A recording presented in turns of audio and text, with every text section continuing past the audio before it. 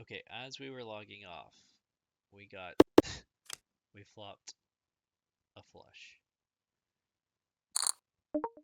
So I think I'm going to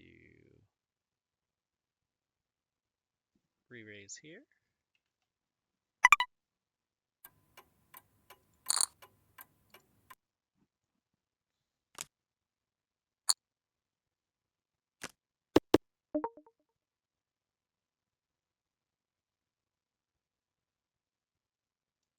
Hmm.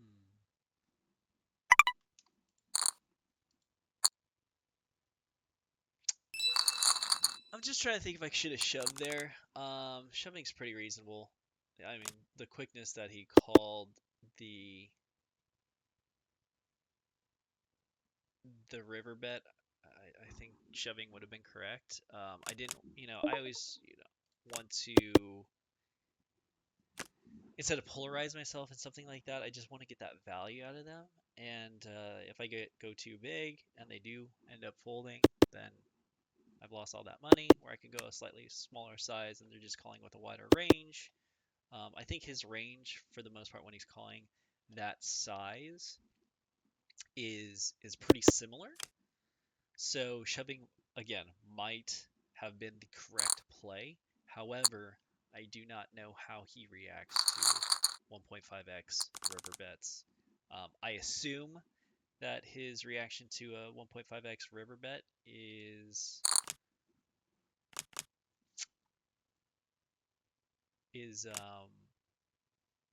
he isn't scared of him, but I just don't know that for sure. So it's a little bit smaller than I would have liked to with a full pot size bet, even though that's a large bet still. I wanted to get that call, so a little bit of misvalue, but at the same time, if I ever do make him fold, just in the case that he has some weird thing about when guys overbet on the river, he's like, oh, they just got it. But I don't think that was the case there. Um, and what do I think he had? I couldn't really put him on a hand. I didn't. Again, I don't have that big of a time bank, so not really being able to think about it. I couldn't really think of what he could be calling with. I mean, if he had a straight, I'm shoving. Like if I thought he would have like a straight, I'm shoving 100% of the time. If I think he just has a pair of queens there, then my bet is extremely good. If I think he has two pair, then I think shoving is also really good. Um, and he could have definitely had two pair there. I think that's the most likely hand.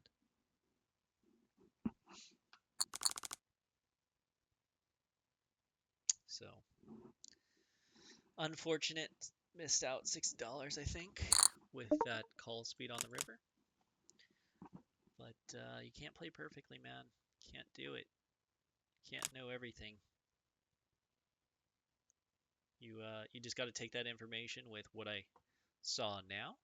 If I had to play that over again after seeing how quickly he called the river, I think the appropriate play there would have been um,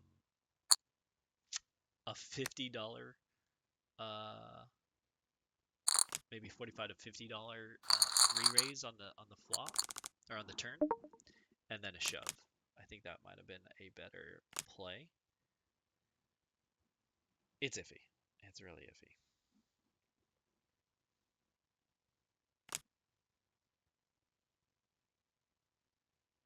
So I'm actually going to just continue this recording for a little bit because I was going to get up, but I mean, this SY guy is a little bit too bad to be leaving the table. Shywood's also fairly bad. Avigdor is fairly bad. I should have made a note of that as well. Gok Box Sox is regular, and Kurds I think is playing fairly normally.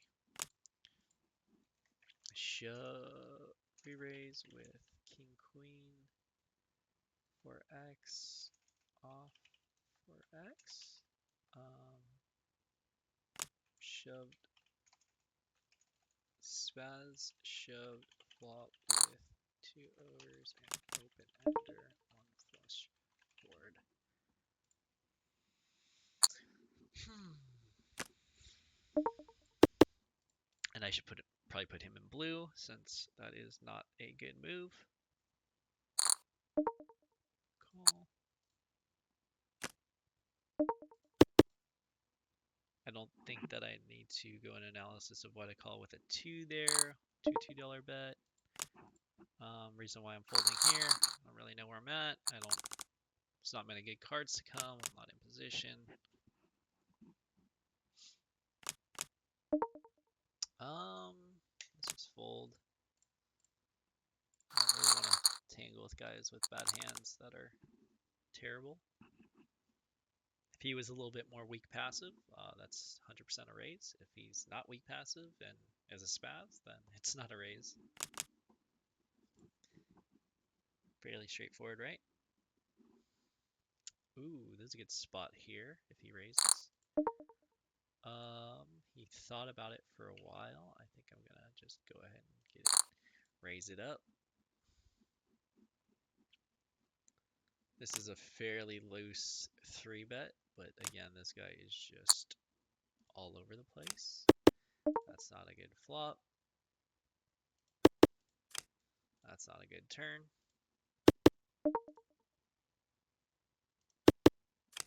That's not a good river.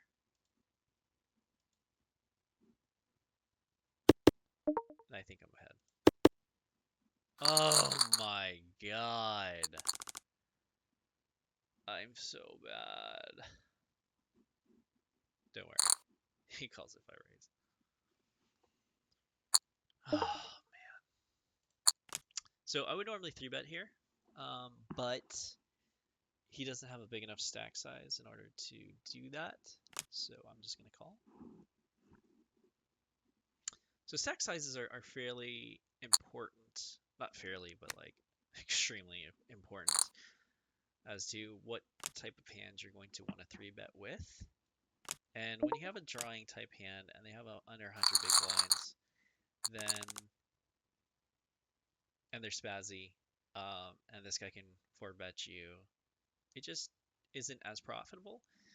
Say we were like 500 big blinds deep, and you could be 3-betting ace 8-7 suited all day, and even if you get 4-bet, you're happy with it because you can play 8-7 suited in a 4-bet pot fairly easily just by calling. So when you're 500 big blinds deep, you know, as you get deeper, hands such as ace 10 suited are the nuts pre-flop, and positions also extremely important because you're gonna make large decisions out of position. It's just hard to know when to get your money in. You're just leaving yourself so vulnerable because if you're getting in like a 300 big blind, 400 big blind pot, then I'm trying to figure out where I'm going with this train of thought. But as you get a bigger pot, you really want to have all the knowledge instead of just a limited amount of knowledge out of position.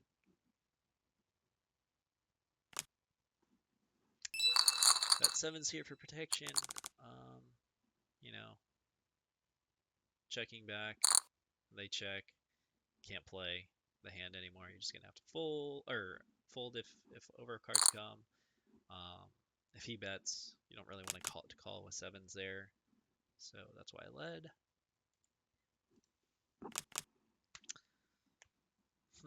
I'm still thinking about the Jack Deuce hand. Should I have? No, I think that's fine. I thought that he would have some sort of Jack High Queen High. I didn't expect him to have a deuce there. And if he has a pair higher than that, he's calling. So yeah, that was appropriately played. Just a little bit unlucky that he hit his 2.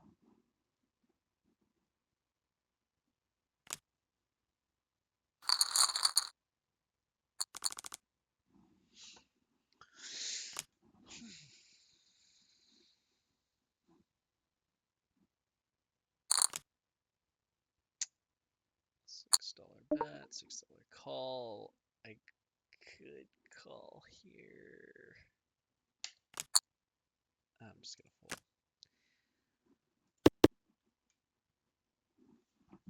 Again, ace-8, fairly difficult to play. I don't know where I'm at. I got a lot of spazzes around me. It's hard to play. Even though these guys are terrible, let's not overestimate ourselves that we're gonna be able to outplay most of their hands in that position and make money. Yeah.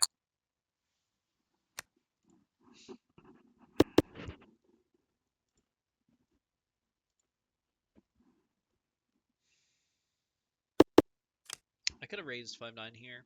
These guys have been pretty damn passive.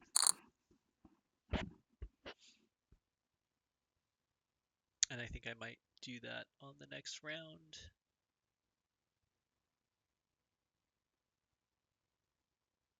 Just attack these guys a little bit harder when they're in the blinds.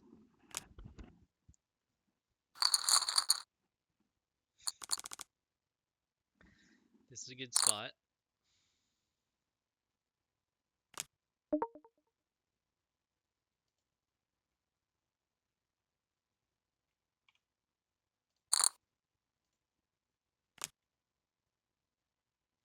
Just isolating while keeping it small enough that hopefully this guy goes with his hand.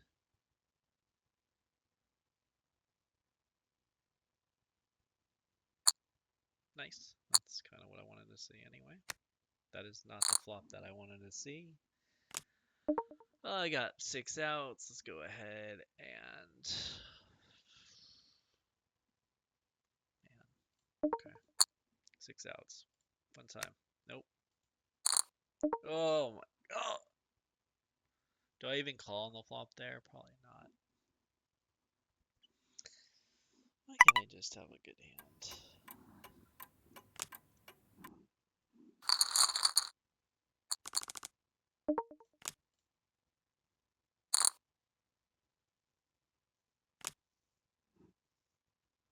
Most likely hand he has there is just King X.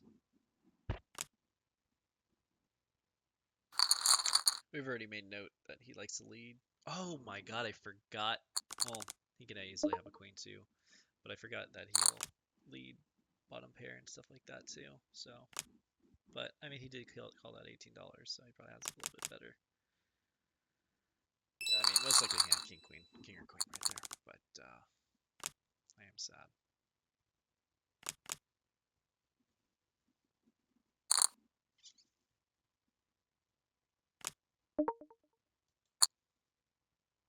We'll defend here.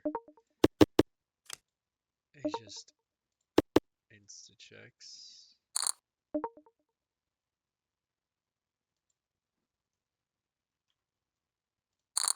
I'm just betting big just to get a call from an ace, which I think he has. And then I'm just gonna pot it.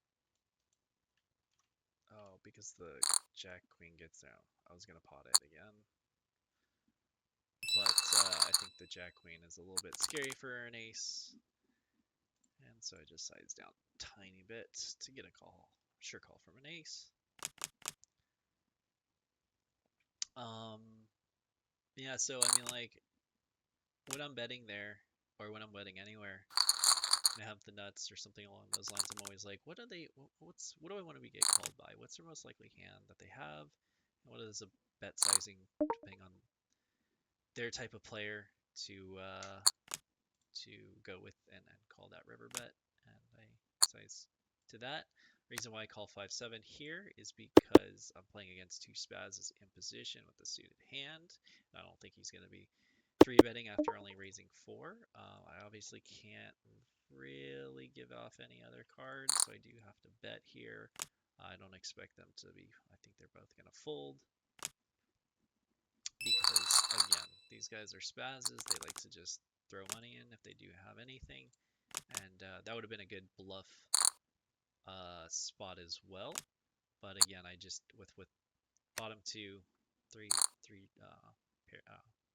suit board, I do have to go ahead and bet in the case that they do have a spade in their hand.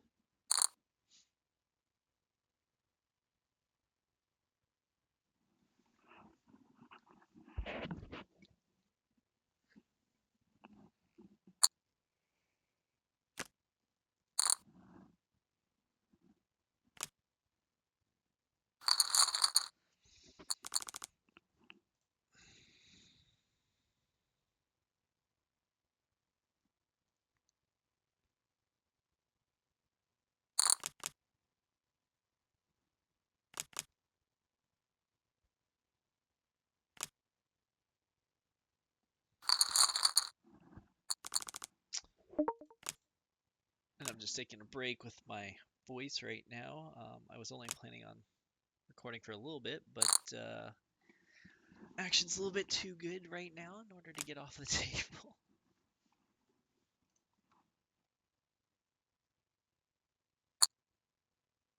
And these guys are pretty interesting characters too. Just on how they're playing, what hands they like, how not to play. And you can see the differences between these two bad players. This guy likes to lead when he has a good hand. This guy does too, but he will also take the path of check raising huge. But for the most part, they do like to lead.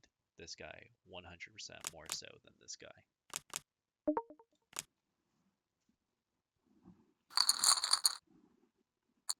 And you know how important that read is, though. I mean, you could categorize these guys the exact same. They're not the same player. They take extremely different lines of how to play a hand. So got to be cognizant of that, or else you're just playing against yourself with no reads. Again, he's min raising here, and I think I could have raised it up if I had a suited hand. I would have, and not really been scared of getting shoved on. So that's what I would have done with Jack 9. I kind of just want to keep the pot a little bit smaller, and hopefully flop a big hand.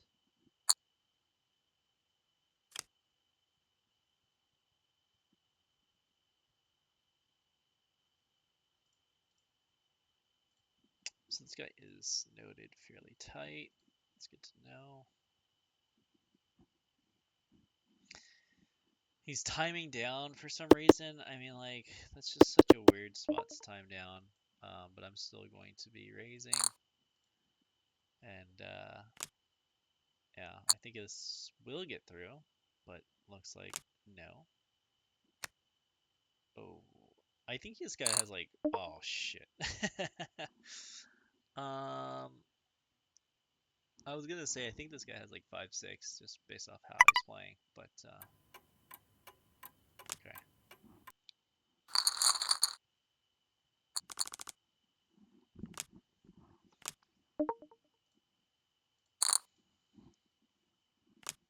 And Mr. SY has sat out.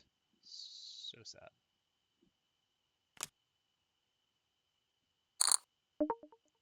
And I think I could call here just because he's spazzy. This would be a normal fold for me, I think. And that's interesting. He just checks back. We're going to check back just in case he... Yeah. And I think we're calling this. I don't expect that we're ahead. And now we are ahead. And, I mean...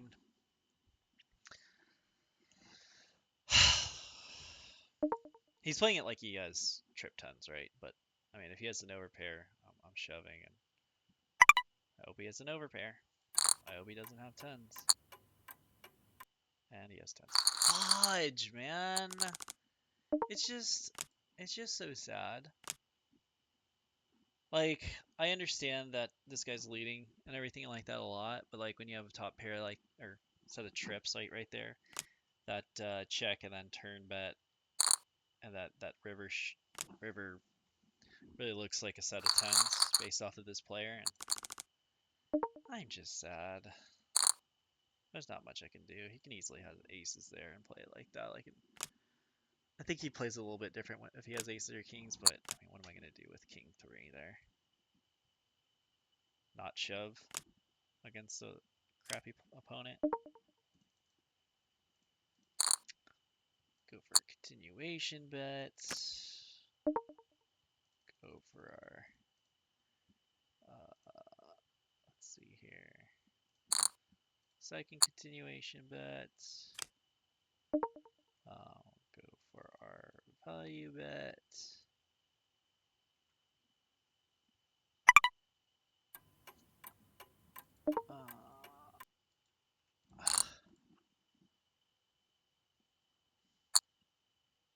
got some of our money back. I would say that's a pretty standard, not a standard hand, but that was a pretty standard line that I took. Um, you really want to bet your draws, your good draws specifically, and I think that he's in somewhat call mode. That aces is a very good card. I don't think he has a set of trip eights or anything like that based off of how he played it. Do I want to re-raise here? I think I do.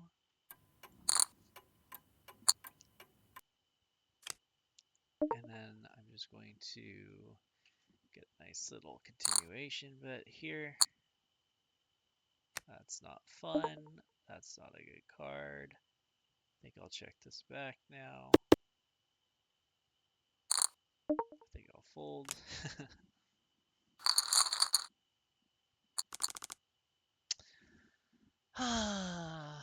Man, that trip tens, man. Or that set of tens, man.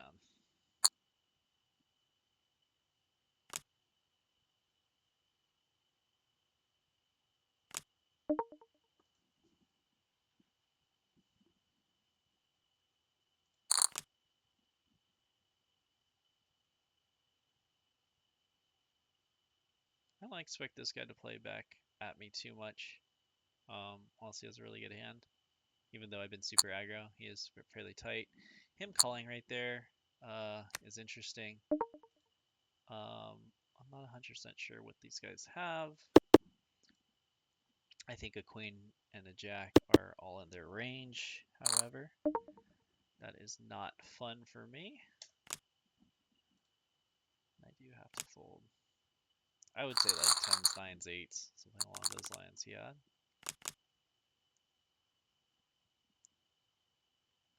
And then I think we're going to sit out. Limping ain't easy.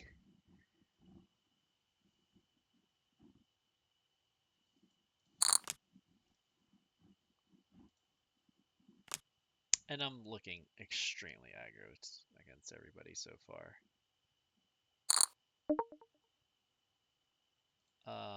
I think we just need to get this in. I don't really see any other option here.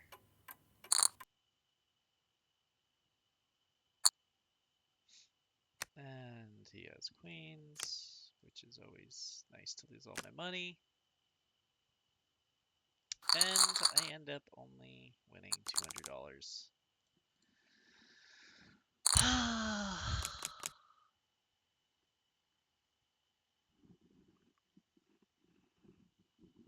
The reason why, I mean, like, I just look so loose there. I expect this guy who I've seen before to play back at me a little bit.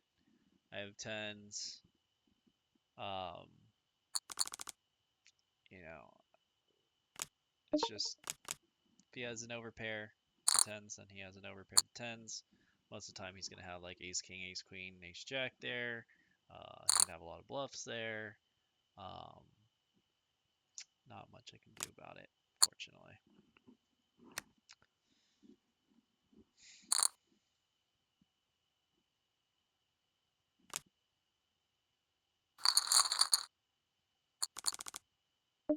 And for the last hand, let's go ahead and raise up. This is not positive EV, however.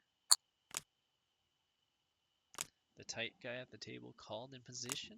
Okay. Seems about right. We're just going to bet small.